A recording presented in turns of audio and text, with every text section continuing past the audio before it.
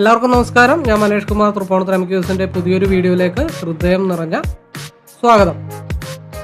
ഞാൻ യൂസ് ചെയ്യുന്നത് ഒരു കസ്റ്റമൈസ്ഡ് സ്ട്രാറ്റജി ചാർട്ടാണ്. 2023 മുതൽ ഉപയോഗിച്ചുകൊണ്ടിരിക്കുന്ന ഒരു ചാർട്ടാണ്. അപ്പോൾ ഈ ഒരു ചാർട്ടിനെ കുറിച്ച് അറിയാനോ മനസ്സിലാക്കാനോ പഠിക്കാനോ ഒക്കെ താല്പര്യമുള്ളവർക്ക് നേരിട്ട് തന്നെ വിളിക്കാവുന്നതാണ്. എൻ്റെ നമ്പർ ഇവിടെ ഡിസ്ക്രിപ്ഷൻ ബോക്സിലും അവൈലബിൾ ആണ്. നമസ്കാരം.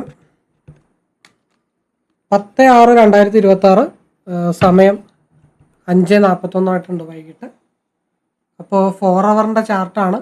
തികച്ചും വ്യക്തിപരമായിട്ടുള്ള ടെക്നിക്കൽ അനലൈസാണ് ഞാൻ യൂസ് ചെയ്യുന്നത്. ഒരു കസ്റ്റമൈസ്ഡ് ചാർട്ടാണ്, അതുമായിട്ട് ബന്ധപ്പെട്ട കാര്യങ്ങളാണ്. ഓക്കെ, അപ്പോൾ മാർക്കറ്റ് ഇപ്പോൾ റൺ ചെയ്തുകൊണ്ടിരിക്കുന്നത് 4140 റൺ ചെയ്തുകൊണ്ടിരിക്കുന്നത്. 4091 പ്രീവിയസ് ആയിട്ടുള്ള ഒരു ഡേയുടെ ലോ, അതായത് നല്ല രീതിയിൽ വിക്ക് വന്നിരിക്കുന്ന ഒരു ഡേ ആണ്. ഏകദേശം ആ ഒരു ഡേ എന്ന് പറയുന്നത് ഏകദേശം 23 മാർച്ചിലാണ് ലോവിലേക്കാണ് മാർക്കറ്റ് വന്നുകൊണ്ടിരിക്കുന്നത്. അപ്പോൾ ആ ഒരു സോണായിട്ട് കാണുന്നത് 4114.936 അതാണ് ഏകദേശം ഒരു സോണായിട്ട് കാണുന്നത്. ആ സോണിൽ മാർക്കറ്റ് 2, 3, 4 മണിക്കൂറിൻ്റെ ക്യാൻഡിൽ ആ ഒരു ഭാഗത്ത് സ്ട്രഗിൾ ചെയ്യാനായിട്ട് ചാൻസസ് ഉണ്ട്. അപ്പോൾ ആ ഭാഗത്ത് എന്തെങ്കിലും ഒരു പിൻബാറോ അങ്ങനെയുള്ള എന്തെങ്കിലും വന്നാൽ മാത്രമേ മാർക്കറ്റ് അവിടെ നിന്ന് റിവേഴ്സ് ആവത്തുള്ളൂ.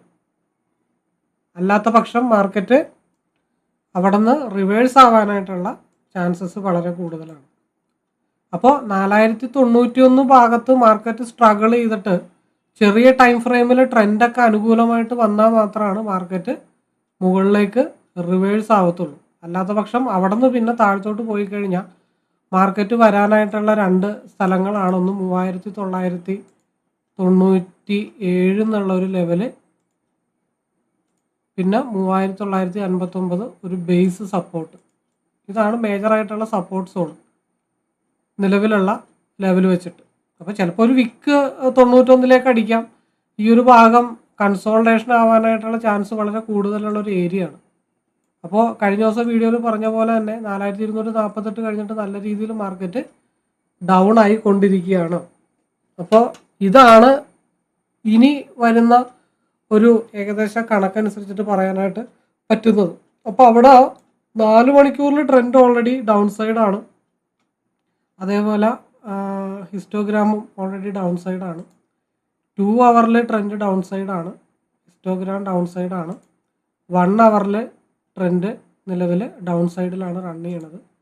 30 മിനിറ്റിലും മാർക്കറ്റ് ഡൗൺ സൈഡിലാണ് റൺ ചെയ്യണത്. 15 മിനിറ്റ്സിലും ലൈവിലി മാർക്കറ്റ് ഡൗൺ സൈഡിലേക്ക് ആയിട്ടുണ്ട്.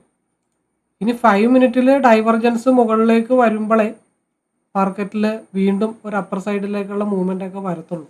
അപ്പം ഈ രീതിയിലാണ് ട്രെൻഡ് നോക്കിയിട്ട് ചെയ്യുന്നത്. ഞാൻ മെജോറിറ്റി 30 മിനിറ്റ് മുതൽ 15 മിനിറ്റ്സ് വരെയൊക്കെ നോക്കിയിട്ടാണ് ട്രെൻഡ് ഐഡൻറ്റിഫൈ ചെയ്തിട്ട് എൻട്രി എടുക്കാനായിട്ട് ശ്രമിക്കുന്നത്.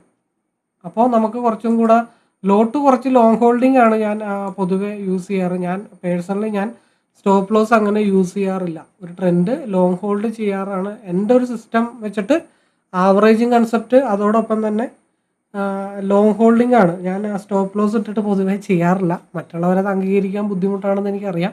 പക്ഷെ എനിക്ക് സ്റ്റോപ്പ് ലോസ് ഇടാതെയാണ് ഞാൻ കൂടുതലും ട്രേഡ് എടുക്കാനായിട്ട് ശ്രമിക്കാറ് കേട്ടോ. അപ്പം അത് കുറച്ചും കൂടെ സിമ്പിളായിട്ട് എനിക്ക് എൻ്റെ സിസ്റ്റം പ്രകാരം മനസ്സിലാക്കി എടുക്കാനായിട്ട് പറ്റും എന്നുള്ളത് കൊണ്ടാണ്.